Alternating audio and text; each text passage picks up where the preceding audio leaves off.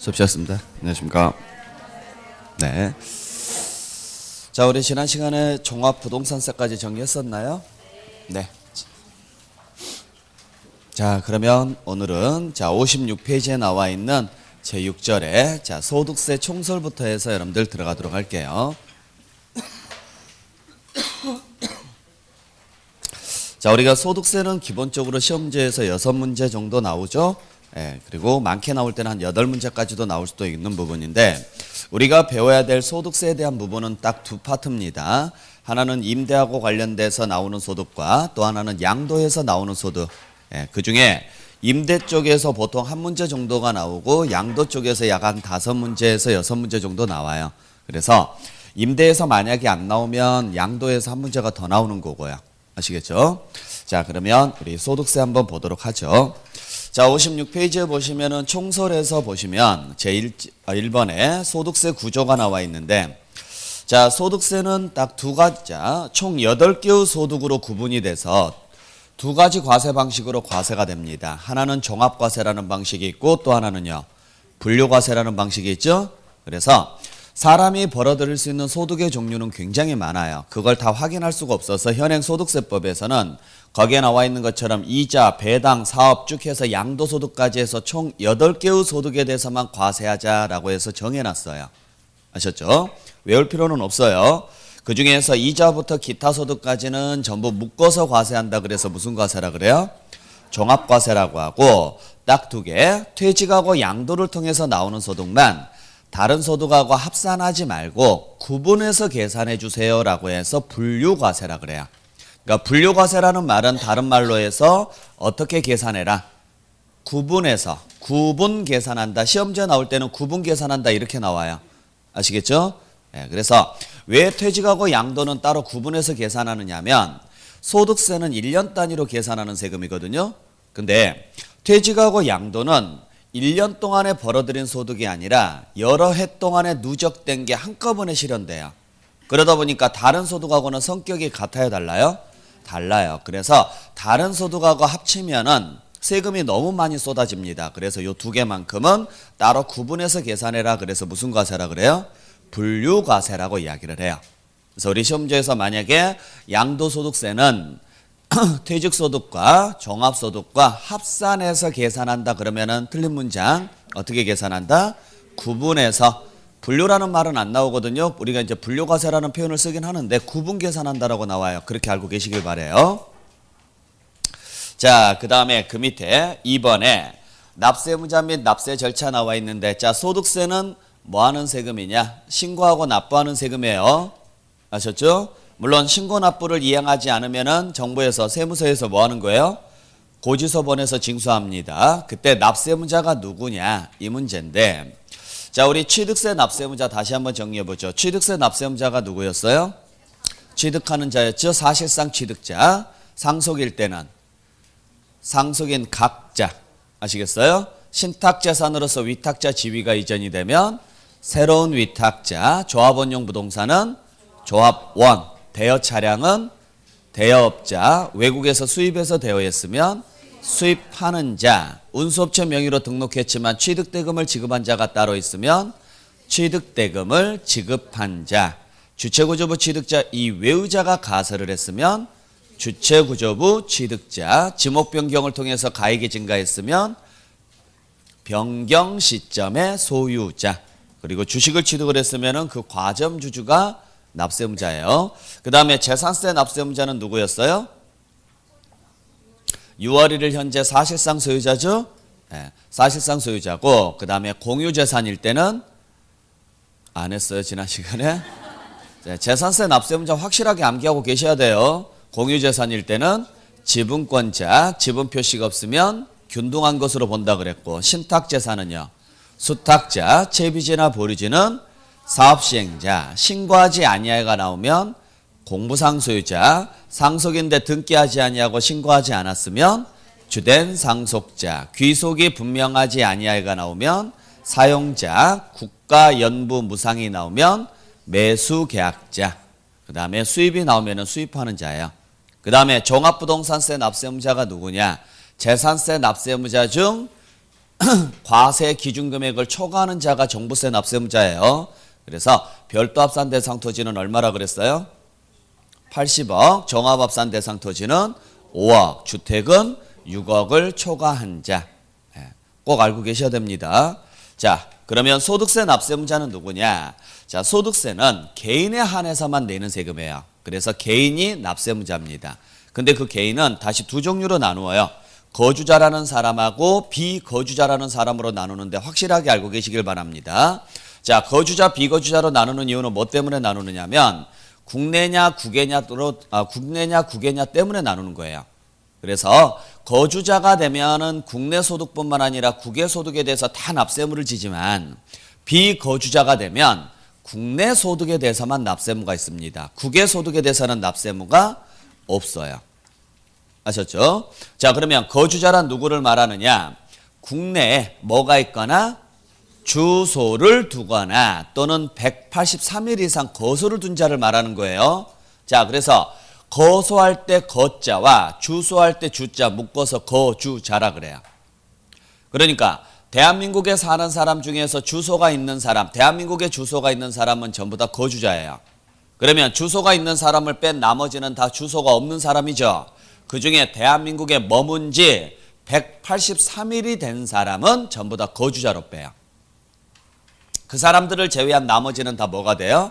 비거주자가 됩니다. 꼭 요건 기억하시기 바랍니다. 주소가 있거나 아니면 183일 이상 뭘 둔 자예요? 거소를 둔 자. 거소라는 말은 머문다는 이야기예요. 잘 기억을 하시길 바랍니다. 그래서 여기서 주의하셔야 될 것은 대한민국 국적이 있냐 없냐 이런 건 안 따져요. 사실관계를 가지고 따지는 거예요. 진짜 우리나라에 살고 있으면 거주자라고 하고 우리나라에 살지 않으면 비거주자라고 이야기하는 거예요. 아시겠죠? 그러면 자, 여기서 한 가지 주의하셔야 될 것은 주소 앞에는 날짜가 나와요, 안 나와요? 안 나오죠. 그 말은 주소를 두면 그 날부터 바로 거주자예요. 근데 주소가 없으면 거소가 있는 사람들을 찾아야죠. 우리나라에 머문 지 며칠 된 사람? 183일 이상 된 분들이에요. 그래서 거소 앞에는 183일이 꼭 따라와야 되고, 그래서 나중에 문제에서 나왔을 때 183일이 나와요, 시험지에서. 그러면 그 뒤에 주소가 나왔는지 거소가 나왔는지 정확히 보세요. 183일은 거소하고 연결이 돼야 되지 주소하고 연결이 되면 안 돼요. 이해되셨어요? 자, 그러니까 대한민국 거주자가 될 수 있는 방법은 두 가지 방법이 있습니다. 첫 번째는 뭘 만들면 돼요? 주소를 만들면 돼요. 그러면 그냥 그 날부터 거주자예요. 근데 주소를 만들 수가 없어요. 그래도 우리나라에 머문 지 며칠 이상 되면 183일 이상 되면 그때부터는 거주자예요. 그 외의 나머지 사람들은 다 비거주자라고 하고. 그러면 거주자가 되면 우리나라에 살고 있다라는 거죠. 그래서 우리 땅에서 번 돈뿐만 아니라 외국에서 번 돈도 있어도 우리나라에 세금 내라고요. 아셨어요? 어차피 어디에서 살 거니까. 우리나라에서 살 거니까. 반대로 우리나라에서 살지 않는 사람을 비거주자라고 합니다. 비거주자가 되면 원래 세금 부과할 필요가 없는데 우리 땅에서 번 건 세금 내고 나가야죠. 그래서 국내 것에 대해서만 납세무가 있어요. 그래서 나중에 문제 풀 때 거주자, 비거주자 확인하고 국내, 국외 꼭 확인하고 문제 푸셔야 돼요. 아셨어요? 꼭 기억을 좀 해주시길 바랍니다. 자, 그래서 그 내용까지 여러분들께서 보시고, 그때 거주자가 되면은 어디에다가 신고를 해야 되느냐? 납세지가 어디냐? 우리 지방세는 전부 다 납세지가 물건 중심으로 움직였죠? 그래서 부동산은 어디가 납세지였어요? 부동산 소재지, 선박은 선적항, 항공기는 정치장, 광업권은 광구, 어업권은 어장이었었죠. 근데 국세로 가는 순간부터 거주자냐 비거주자냐에 따라서 달라져요. 여기는 물건에 따라서 달라지는 게 아니라 누구냐에 따라서 달라져요. 그때 거주자는 국내에 뭐가 있거나 주소가 있거나 또는요 183일 이상 거소를 둔 자를 말한다 그랬죠. 그래서 거주자가 나오면 납세지가 어디냐? 주소가 있는 사람은 그 주소지, 주소가 없는 사람은 거소지가 납세지예요. 절대 물건 소재지로 가지 마세요. 그러니까 거주자인데 주소가 없대요. 자, 국내에 주소가 없는 거주자라고 이렇게 문제가 나와요. 그러면 납세지가 어디냐 이렇게 문제가 나와요. 자, 국내에 주소가 없으면 거주자가 될 수 있어요, 없어요? 있죠. 주소가 없어도 거주자가 될 수 있는 방법.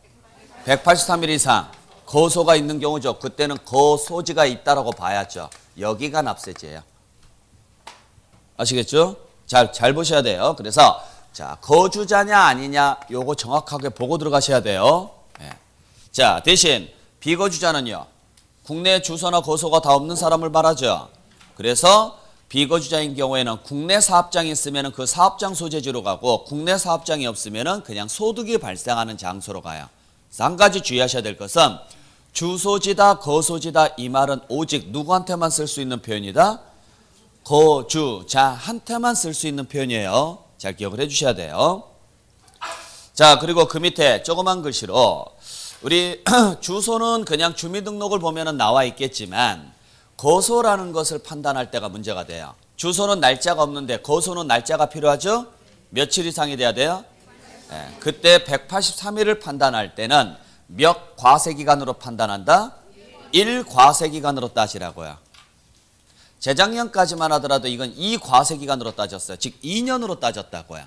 근데 작년부터 1과세기간으로 바뀌었어요. 즉 다시 말해서 우리가 과세기간은 언제부터 언제까지예요? 1월 1일부터 12월 31일까지거든요. 그러면 예를 들어서 2019년도가 있고 2020년도가 있어요. 근데 국내 주소가 없는 사람이 우리나라에 들어왔단 말이에요. 그리고 나서 다시 나가요. 자, 출국을 했어요. 근데 총 며칠 있었느냐? 240일 있었어요. 우리나라에. 자, 그러면 240일 있었으니까 183일 넘어요, 안 넘어요? 넘었죠? 재작년까지만 하더라도 이 사람은 두 개 합쳐서 183일 이상이었으면 거주자였다고요. 근데 작년부터 1년 단위로 따져요. 요게 183일이 안 되면 비거주자예요. 또는 여기가 183일이 안 되면 비거주자예요. 그러니까 이제부터는 몇 과세기간으로 따진다? 1과세기간으로 따진다라고 해야지 2과세기간으로 판단한다 그러시면 안 돼요. 거기까지 여러분들 확인해 주시길 부탁드립니다. 그리고 자, 그 밑에 거주자와 비거주자의 전환식이라고 나와 있죠. 자, 비거주자가 거주자가 되는 시점은 언제부터냐? 반대로 거주자가 비거주자가 되는 시점은 언제부터냐? 자, 비거주자가 거주자가 될 수 있는 방법은 주소를 두거나 183일 이상 거소를 둔 경우죠. 그러면 자, 일단 주소를 뒀으면 언제부터 거주자예요? 주소를 둔 날이에요. 만약에 주소가 없어도 거소를 둔 기간이 언제부터? 183일째부터예요. 아셨죠? 대신 반대로 거주자가 비거주자가 되는 경우는 어떤 경우냐? 우리나라에서 주소를 뺍니다. 그리고 우리나라를 떠나면 됩니다. 그래서 출국이라는 단어가 나와야 돼요. 그러면 출국한 날부터다, 다음 날부터다. 그래요. 그러니까 우리나라 입장에서는 거주자가 나아요, 비거주자가 나아요? 거주자가 낫죠. 왜냐하면 세금 거둘 범위가 훨씬 넓어지니까. 그러면 거주자가 되는 속도는 빨라야죠. 그래서 거주자가 되는 것은 그 날부터 바로 거주자를 만들어요. 하지만 비거주자가 되는 것은 하루라도 늦추려고 다음 날부터예요.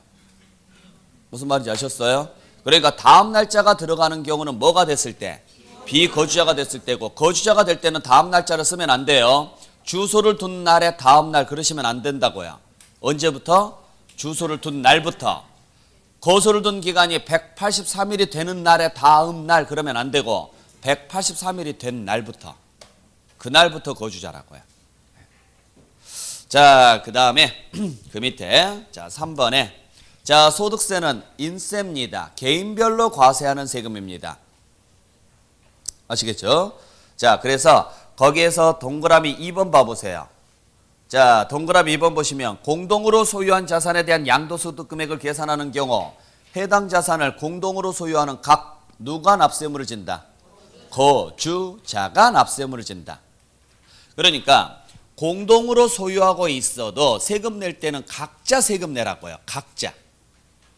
그래서 제가 여러분들한테 양도소득세 계산식 설명드릴 때 처음에는 자산별로 계산하다가 그 다음에 소득금액에서 뭐별로 다시 나누라 그랬어요?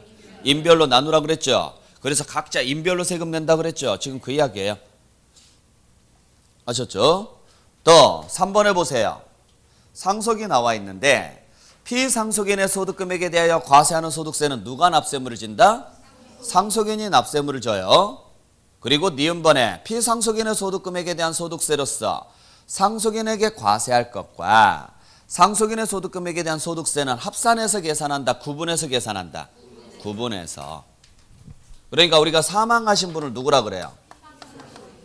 피상속인이라고 하고 상속받으신 분을 상속인이라고 하는데 이분이 사망하기 전에 벌어들인 소득이 있어요. 여기에 대해서 소득세 내야 돼, 안 내야 돼요? 내야 돼요. 근데 이분이 사망했기 때문에 못 냈죠. 그러면 이 소득에 대한 소득세는 누가 내는 거예요? 그래요. 상속인이 낼 수밖에 없다고요. 그게 기억번 이야기예요. 피상속인의 소득금액에 대한 소득세의 납세 의무는 누구한테 있다? 상속인한테 있는데 문제는 상속인도 자기가 벌어들인 소득에 대한 소득세 내야 돼, 안 내야 돼요? 내야 돼요. 자, 그러면 요 상속인이라는 사람은 사망하신 분에 대한 소득세와 본인에 대한 소득세 내야 되죠. 이걸 상속 받았어요, 안 받았어요? 받았잖아요. 그러면 자기 소득하고 합산해서 계산해야 돼요, 구분해서 계산해야 돼요? 그래요. 구분해서 계산하시라고요. 왜? 이분 걸 대신 내주는 것 뿐이지 자기 소득이 아니잖아요. 그러니까 원래 이분이 냈어야 정상이죠. 근데 이분이 돌아가셨기 때문에 못 내잖아요. 그래서 누가 내주는 것 뿐이에요? 상속인이. 즉 이것도 인별과세라는 이야기죠. 원래 이분께서 내셨어야 됐는데 돌아가셨기 때문에 제가 상속받은 제가 이분 돈으로 낼게요. 비록 제가 상속을 받았어도 내 소득하고는 합산한다, 안 한다? 절대 하지 마시라고요. 구분해서 계산하십시오. 네. 자, 그 다음에 소득세는 4번에 기간별로 과세하는 세금입니다. 그래서 우리 소득세는 언제 납세의무가 성립한다 그랬어요? 과세기간이 끝나야 납세의무가 성립이 되는 거예요. 아셨죠? 취득세는 언제 납세의무가 성립이 됐어요? 취득하는 때요. 등록면허세는요? 등기 등록하는 때입니다. 재산세나 종합부동산세는 과세기준일인 6월 1일입니다. 소득세는요? 과세기간이 끝나는 때, 소득이 발생하는 때가 아니고 그때 그 기간이 언제냐? 일반적인 경우는 1월 1일부터 12월 31일이에요. 무조건이에요. 딱 두 개만 제외하고 뭐하고 뭔만 제외하고 사망하고 출국. 사망하고 출국의 공통점이 뭔지 아시겠어요? 우리나라에서 영원히 사라지는 거예요. 그렇잖아요. 자, 이 대한민국에서 한번 사라져 보세요. 이 두 개 빼고. 대한민국에서 한번 사라져 보세요. 이 두 개 빼고. 사라질 수 있어요, 없어요? 국적을 바꾸는 것은 뭐 상관없고 이 나라에서 진짜 사라져 보라고요. 없죠. 방법 없어요. 그래서 이 두 가지는 대한민국에서 사라지는 사유이기 때문에 더 이상 부과를 하고 싶어도 못해요. 그래서 그 날까지만 가요. 그러면 이걸 제외한 나머지는 내가 일을 하든 안 하든 상관없이 대한민국에 살고 있죠. 그때는 무조건 1월 1일부터 12월 31일까지예요. 그래서 가끔 문제에서 뭐라고 나오느냐면 폐업을 했다라고 나와요. 자, 사업장을 폐업한 경우에는 1월 1일부터 폐업일까지로 한다 이렇게 나와요. 맞다 틀리다? 틀려요. 폐업을 하든 뭘 하든 상관없어요. 1월 1일부터 12월 31일이에요. 모든 과세기간은 사망하고 뭔만 빼고 출국. 네. 그래서 사망하고 출국했을 때만 그 날까지로 갑니다. 그걸 제외한 나머지는 12월 31일까지로 가요. 아셨죠? 네. 자, 그러면 거기까지 보시고 다음 장에 넘겨서 자, 7절에 부동산 관련 사업소득이라고 나와 있죠. 자, 우리가 부동산을 통해서 나올 수 있는 소득은 크게 두 가지입니다. 하나는 임대를 통해서 나올 수 있는 소득이 있고 또 하나는요, 양도를 통해서 나올 수 있는 소득이 있죠. 그죠? 자, 그래서 다시 한번 말씀드리지만 부동산을 통해서 나올 수 있는 소득은 두 종류예요. 하나는 내가 임대를 하거나 또는 양도를 하거나.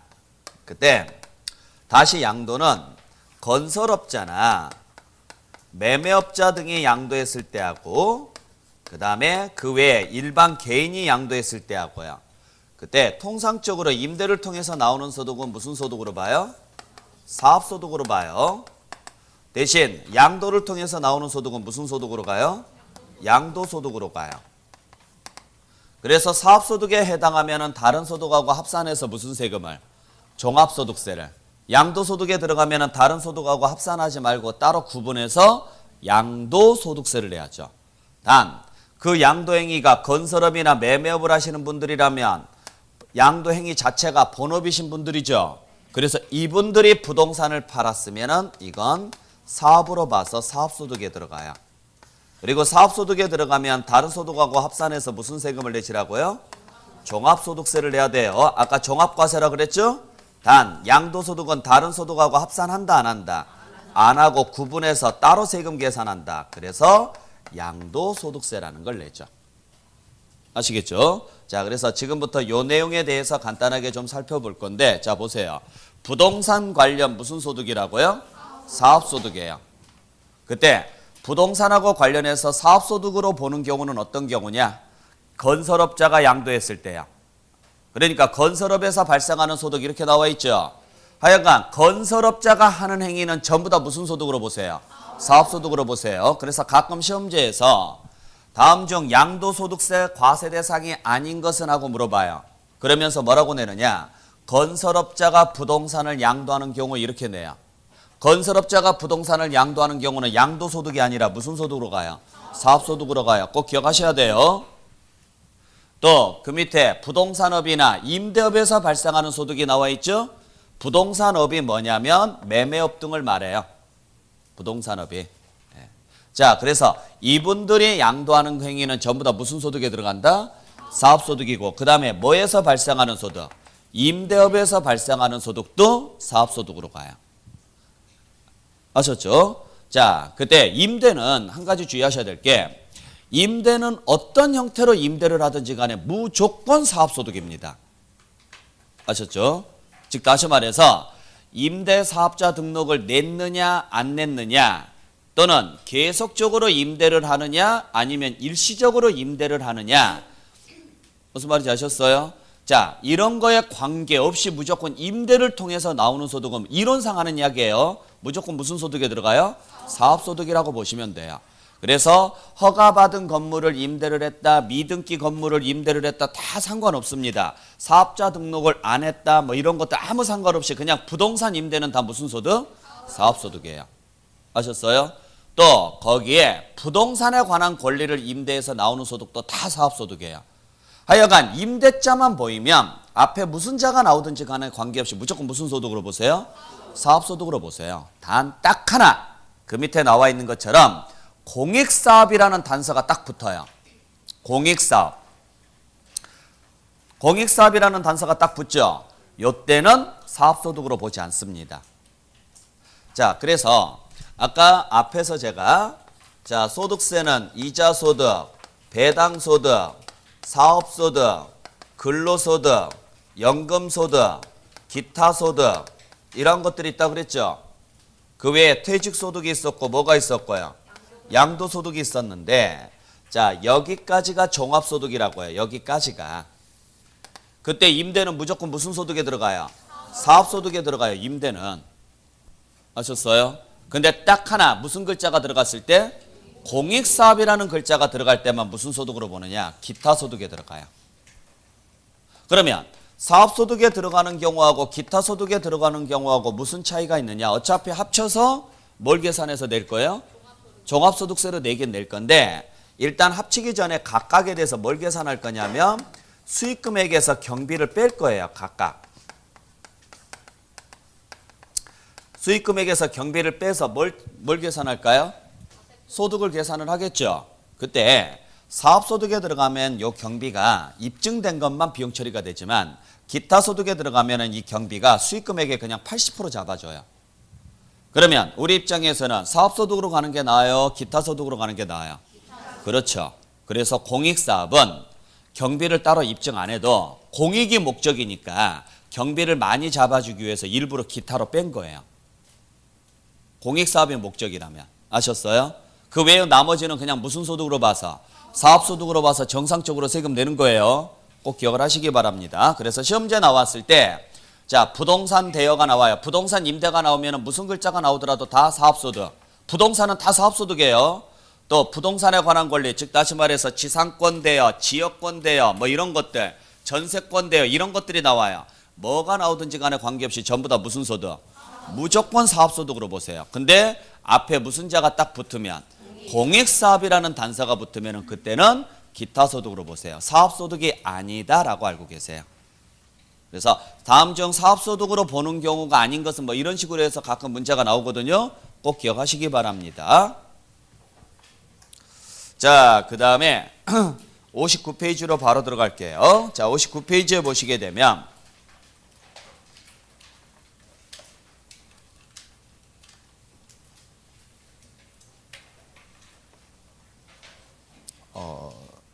자, 59페이지에 보시게 되면 자, 이번에는 이제 임대 쪽에서 좀 더 구체적으로 살펴볼게요. 자, 부동산 임대 관련 사업소득에서 나와 있죠? 자, 우리가 사업소득 금액은 어떻게 계산하느냐? 수익금액에서 필요경비를 빼서 계산합니다. 그래서 이익이 나오면 소득이라고 하고 손해를 보면은 뭐라 그래요? 결손이라 그래요. 아시겠죠? 그리고 소득이 나왔으면은 다른 소득하고 합산해서 무슨 세금 내시라고요? 종합소득세를 내시면 되는데 그때 수익금액에는 어떤 금액이 들어가느냐? 자, 우리가 임대를 했을 때 가장 기본적으로 받는 게 월세 받고 보증금 받죠. 자, 그 중에 문제가 생기는 게 뭐냐면 임대료나 월세는 당연히 수입이 아니에요? 수입 맞죠. 그러니까 이건 수익금액에 넣으셔야 돼요. 문제는 뭐냐면 자, 수익금액에 들어간다는 이야기는 과세가 된다는 이야기예요? 안 된다는 이야기예요? 과세가 된다는 이야기예요. 아셨죠? 문제는 보증금은 수입이 아니에요? 보증금은 수입이 아니죠. 보증금은 뭐예요? 부채요, 부채. 잠깐 맡아놨다가 나중에 다시 돌려줘야 될 돈이죠. 그러니까 보증금은 수입으로 잡아야 돼, 안 잡아야 돼요? 안 잡아야 돼요. 문제는 근데 우리가 보증금을 받아서 뭐 합니까? 보증금 받아서 여러분들 보증금 받아서 뭐 하세요? 뭐라고요? 네? 못 들었어요. 뭐라고요? 어디다 써요? 여러 군데 쓰겠죠. 여러 곳에 쓸 거예요. 만약에 대출 받아놓은 게 있으면 뭐 대출금 상환을 한다든지 뭐 이런 것들 또는 뭐 돈이 좀 여유가 있으면 다른 데다가 재투자를 하든지 아니면 그냥 은행에 넣어놓든지 뭐 여러 가지 방법들이 있을 건데 보증금 자체는 부채지만 그걸 가지고 다시 재투자 수익을 낼 수가 있어요, 없어요? 있죠. 그래서 보증금에 대해서도 보증금 받은 것 자체에서 다시 수익이 창출될 수 있다 그래서 보증금의 일부를 수입으로 잡도록 돼 있어요. 그걸 뭐라고 하느냐면 간주 임대료라 그래요.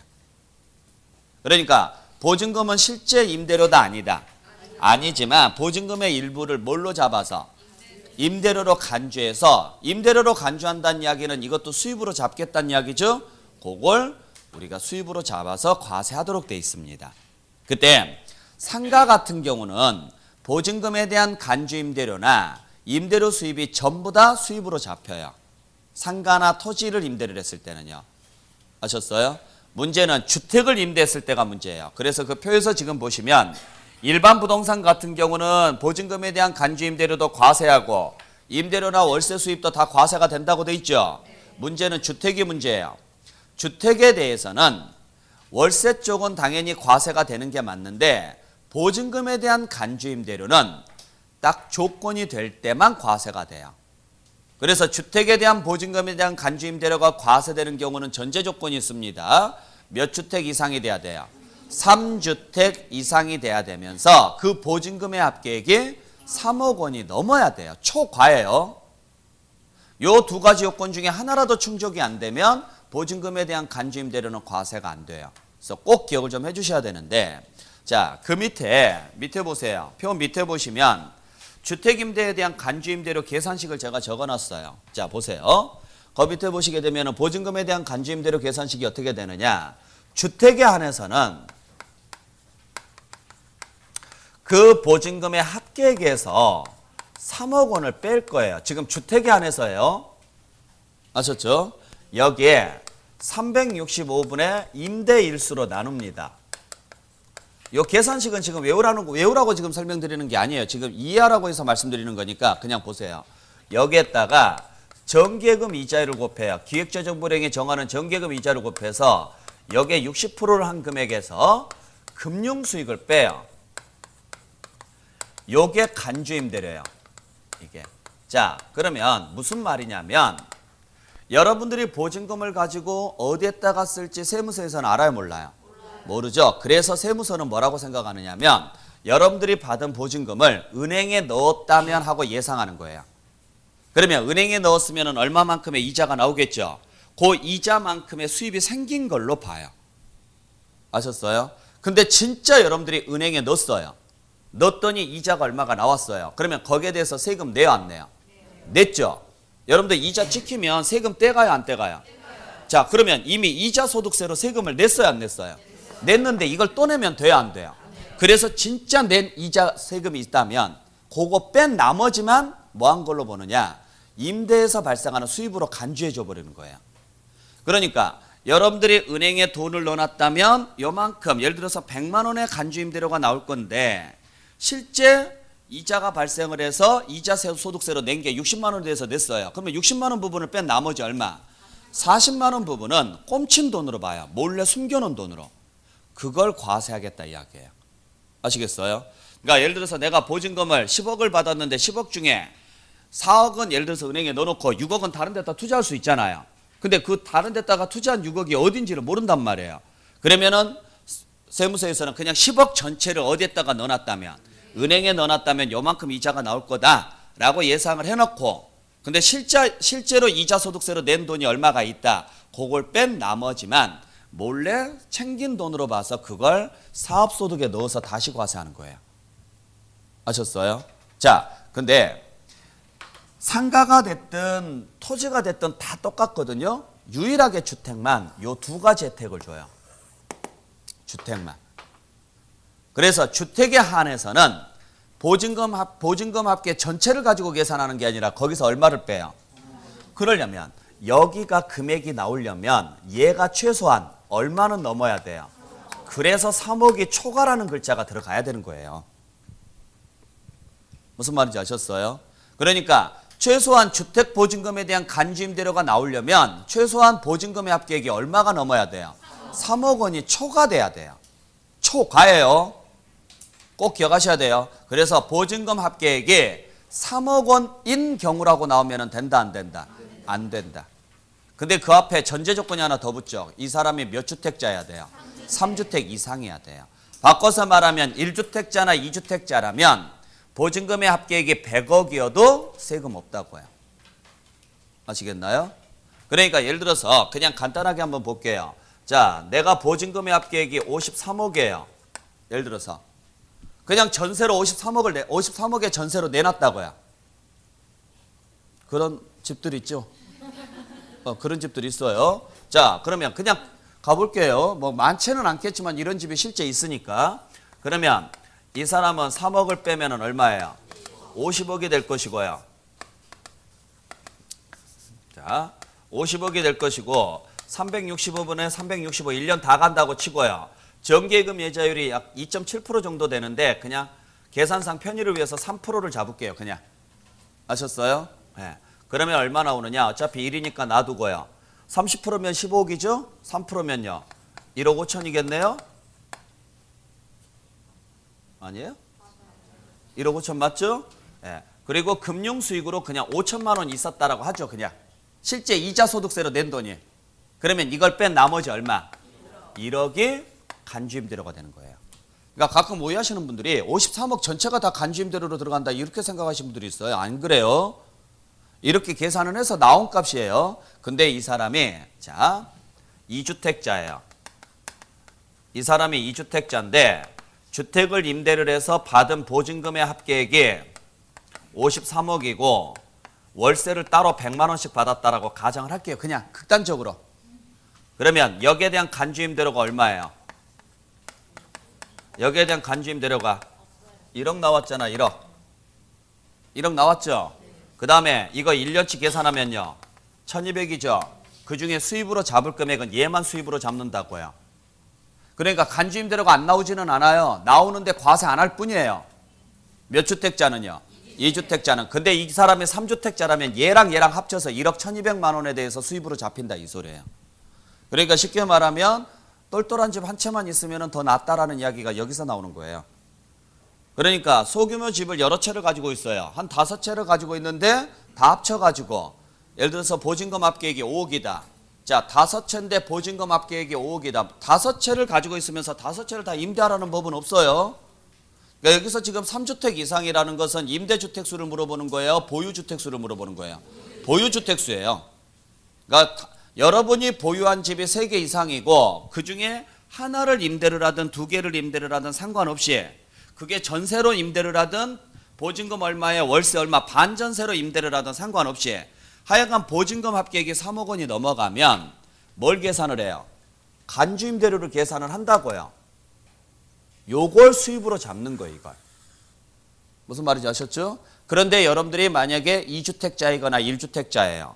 그러면 그때는요. 간주임대료가 얼마가 나오든지 간에 관계없이 수입으로 잡힌다 안 잡힌다? 안 잡힌다 이야기죠.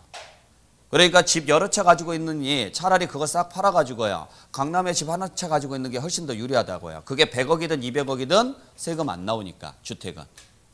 그러니까 그래서 그쪽은 전부 다 전세로 내죠. 전세로 내는 이유가 세금이 없으니까. 월세로 내게 되면 월세 쪽은 세금 내야 돼 안 내야 돼요? 내야 돼요. 그래서 그냥 용돈벌이 한다 생각하면 월세 일부만 받는 거예요. 실제로 이렇게 하고 월세 이 정도 받는 사람도 있어요. 실제로. 그러니까 이거 그냥 용돈벌이 하는 거고 여기에 대해서는요. 따로 돈이 생기겠죠? 따로 돈이 생겨도 내가 몇 주택자니까? 2주택자니까 이거 은행에 넣었을 때 이자 얼마라도 나올 거 아니에요? 아니면 다른 데다가 사채놀이를 하더라도 얼마 나오겠죠? 그거 과세 안 하겠다 이 소리예요. 그래서 이러한 식으로 간다 이야기죠. 잘 기억하셔야 돼요. 자, 그리고 그게 이제 3주택 이상일 때부터고 그리고 왜 보증금의 합계액이 3억 원이 초과돼야 되는지 이유는 아시겠어요? 그 이유까지 알고 계시라고요. 그건 얼마를 빼야 되니까 그래요. 3억을 뺄 거니까 그래요. 자, 그래서 주택 보증금에 대해서는 주택 보증금에 대해서 간주임대료가 계산이 됐을 때 그게 수익 금액으로 잡히려면 몇 주택 이상? 3주택 이상 보증금의 합계액이 3억 원을 초과하는 경우에 한해서만 수입으로 잡힙니다. 잘 보시고요. 대신 임대료 쪽은 당연히요. 과세되는 게 맞죠? 근데 단 1주택 임대만 비과세 줘요. 1주택 임대만. 근데 그게 고가주택이거나 국외주택일 때는 과세해버립니다. 임대료 쪽도. 아셨어요? 자, 그래서 잘 기억하셔야 돼요. 그래서 1주택 임대가 나오면은 당연히 뭐 해주셔야 돼요? 비과세 해주셔야 돼요. 어디 쪽을 비과세 해주라고요? 월세 쪽을. 어차피 보증금 쪽은 과세가 안 돼요. 당연히 과세가 안 되는 거고 월세 쪽은 원래 과세를 해야 되는데 그걸 뭐 해주겠다고요? 비과세 해주는데 그게 무슨 주택이거나 국외주택이거나 고가주택일 때는 과세하지 않겠다고요. 과세하겠다고요. 상식적으로 생각해 보세요. 외국에 있는 집을 우리나라에서 비과세 해줄 이유가 없죠. 그 다음에 고가주택은 우리 양도소득세 시간에 배웠던 것처럼요. 비과세 못 받아요. 이해하셨죠? 그때 고가주택이 얼마짜리 주택이냐? 9억 초과예요. 그러면 여기서 하나 주의하셔야 될 것은요. 자, 10억 원짜리 주택을 임대했어요. 10억 원짜리 1주택을 임대했다. 고가주택 임대죠? 보증금에 대해서 과세한다 안 한다? 안 합니다. 보증금에 대한 간주임대료는 3주택 이상이 아닌 이상은 절대 과세 안 돼요. 아셨어요? 그러면 고가주택이라는 말은 다른 말로 하면 몇 주택이라는 이야기예요? 1주택이라는 이야기거든요. 그 보증금에 대해서는 과세가 안 돼요. 그래서 예전에 시험제 나왔을 때 이렇게 한번 나왔어요. 자, 10억 원짜리 1주택, 10억 원짜리 1주택을 임대하여 얻은 소득은 이렇게 문제가 하나 나왔고 10억 원짜리 1주택을 전세금만 받고 임대하여 얻은 소득은 이렇게 문제가 하나 나온 게 있고요. 과세가 되느냐 안 되느냐? 과세된다 안 된다? 과세되고 과세되지 않는다. 이렇게 가는 거죠. 둘 다 나왔어요. 시험지에서. 자, 임대하여 얻은 소득, 임대하여 얻은 소득, 그죠? 근데 여기는 얘가 붙었죠? 전세금만 받고. 그러니까 여기는 월세가 없었단 이야기예요. 여기는 월세고. 월세 쪽이니까 과세해야 돼, 안 해야 돼요? 해야 돼요. 왜? 고가주택이니까. 무슨 말인지 아셨죠? 근데 여기는 월세 없이 뭔만 받은 거예요? 전세금만 받았죠? 여기는 과세하지 않는 거예요. 고가주택이어도. 그러니까 보증금에 대한 부분에 대해서는 전세금만 받았다는 이야기는 보증금에 대한 부분인데 보증금에 대한 부분은 몇 주택 이상일 때만 3주택 이상일 때만 적용한다라고 알고 계셔야 돼요. 구분할 수 있겠어요? 예, 그 내용 여러분들 잘 보셔야 돼요. 그때 우리 고가주택에 대해서 한 가지 주의하셔야 될 게 하나 있어요. 뭘 하나 주의하셔야 되느냐면 고가주택이 우리가 다시 한번 정리합니다. 자, 우리 고급주택이라는 게 있죠. 그 다음에 고가주택이라는 게 있어요. 차이점 아시겠어요? 자, 고급주택하고 고가주택. 이건 우리 취득세에서 배웠던 내용이고 사치성 재산으로 얘는 소득세에서 나오는 내용이고요. 글자 차이 아시겠죠? 고급주택하고 고가주택 둘 다 공통점은 딱 하나 있어요. 비과세를 못 받는다라는 거예요. 어차피. 그러니까 우리가 임시건축물을 취득하면 비과세, 단 사치성 재산으로 이용하면 과세라 그랬죠? 그 중에 하나가 고급주택이죠. 그때 고급주택은 별도로 손주할 때 주죠? 아실 거예요. 고급이 되려면 면적이나 시설 요건에 가액 요건까지 동시에 들어가야 돼요. 요게 고급이에요. 근데 고가는 면적이나 시설 없이 금액만 가지고 따져요. 그래서 여기는 가액만 가지고 따져라. 그래서 뭐라 그래요? 고가라 그래요. 고가.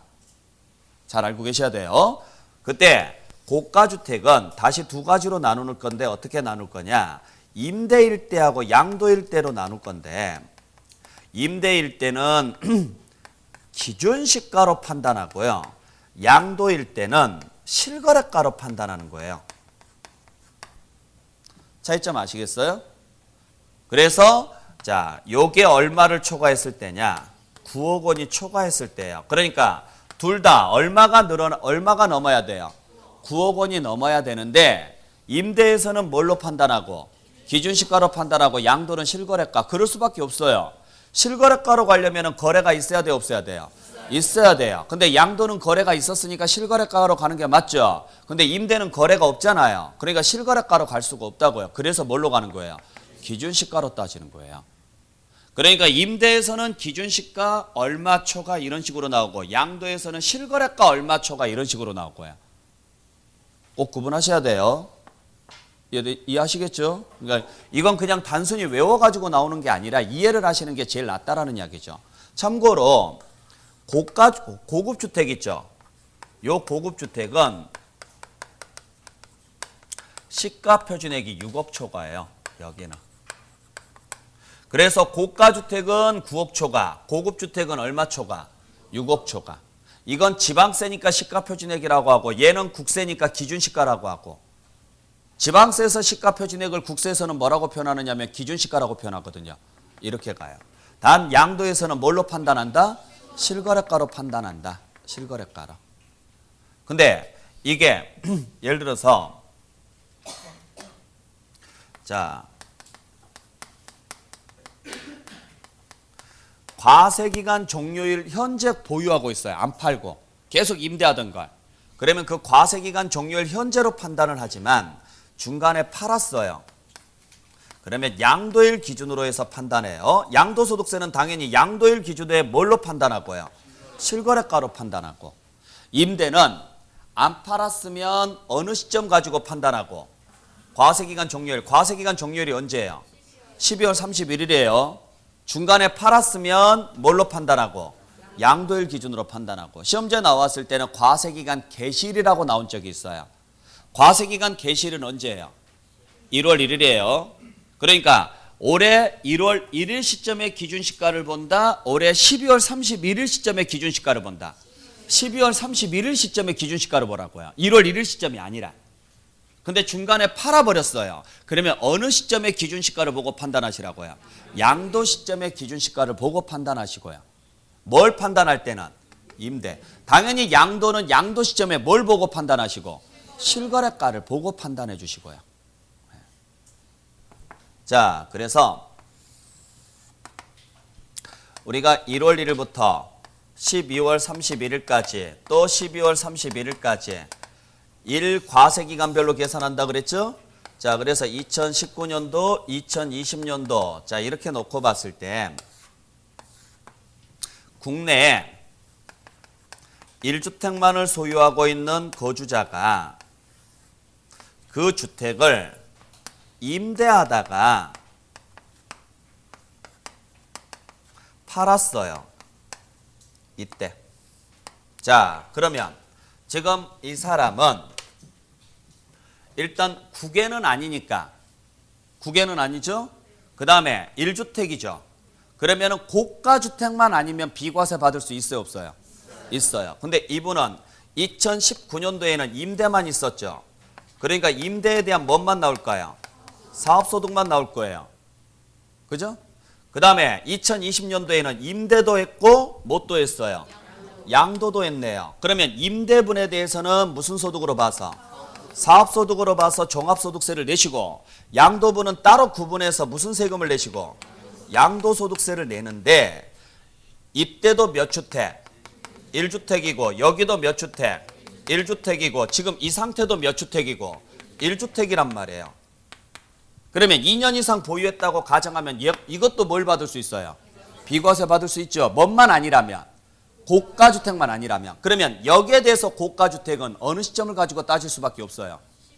그래요. 이 시점에 뭘 가지고 따져라? 기준시가 가지고 따지라고. 이 시점에 기준시가 가지고. 고가주택이냐 아니냐는. 그러면 여기도 마찬가지. 여기도 고가주택만 아니면 이것도 비과세 받을 수 있죠? 요건 어느 시점에? 요 양도 시점에. 이 시점에 뭘 가지고 따지라고요? 기준시가 가지고 따지라고요. 그 다음에 요것도 고가주택만 아니면 비과세 받을 수 있죠? 그것도 이 시점에 뭘 가지고? 그렇죠. 실거래가 가지고. 그러니까 기준시가는 매년 공시돼 있어요, 안 돼 있어요? 돼 있어요. 양도 시점에 기준시가를 조회를 해보니까 9억이에요. 근데 10억에 거래한 거예요. 그러면 임대 쪽은 고가주택이 아니니까 뭘 받을 수 있고? 비과세 받을 수 있지만 양도 쪽은 고가주택에 걸렸죠? 그러니까 얘는 세금 내야 되고 9억 초과분에 대해서. 그러니까 과세기간 종료를 현재 소유하고 있다 그러면 그 종료 시점의 기준시가로 판단하시고. 아셨나요? 과세기간 중에 양도했다. 근데 임대 문제가 나왔다. 그러면 양도일 현재 뭘로 따지시고? 기준시가. 근데 양도소득세를 물어봤다. 그러면 양도 시점에 뭘로 따지시고? 실거래가로 따지시고. 공부할 양이 엄청 늘어나죠? 표정들이 다 안 좋아요. 어쩔 수 없어요. 네, 그런가 보다 하세요. 자, 그래서 여기까지 일단 정리하시고 잠시 쉬었다가 계속 이어서 갈게요.